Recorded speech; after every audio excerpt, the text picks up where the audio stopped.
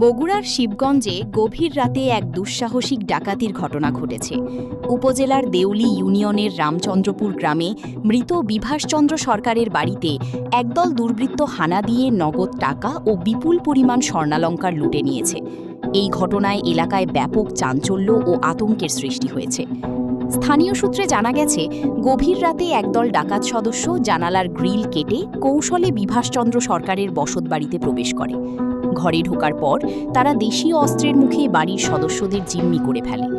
এ সময় ডাকাতরা পরিবারের সদস্যদের হাত পা বেঁধে বেধড়ক মারধর করে এবং আলমারি তছনছ করে লুটপাট চালায়।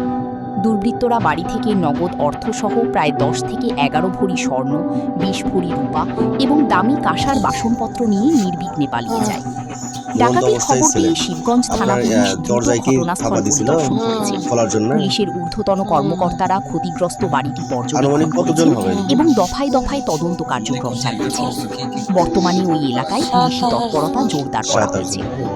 এ বিষয়ে শিবগঞ্জ থানার ভারপ্রাপ্ত কর্মকর্তা জানিয়েছেন, চুরির মালামাল উদ্ধার এবং এই ঘটনার সাথে জড়িত অপরাধীদের শনাক্ত করতে পুলিশের বিশেষ অভিযান অব্যাহত রয়েছে।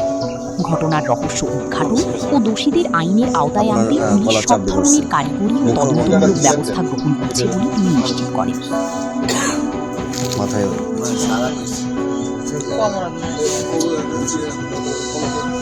কাউকে কি আপনার মুখ তো দেখতে পাননি, এমনিতে কোনো কারো কণ্ঠ শুনে কি চিনতে পারেন বা এরকম এলাকার কেউ হবে কি?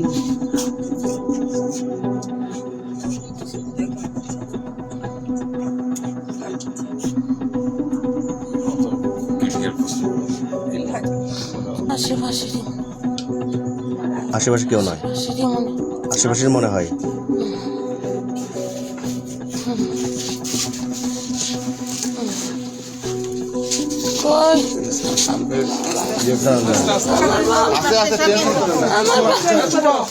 আমার বাবা তুমি শান্ত হয়ে যাও।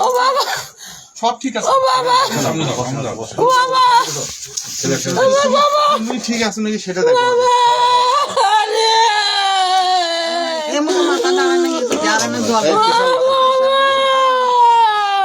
থামো থামো থামো থামো ধৈর্য ধরো। এই যে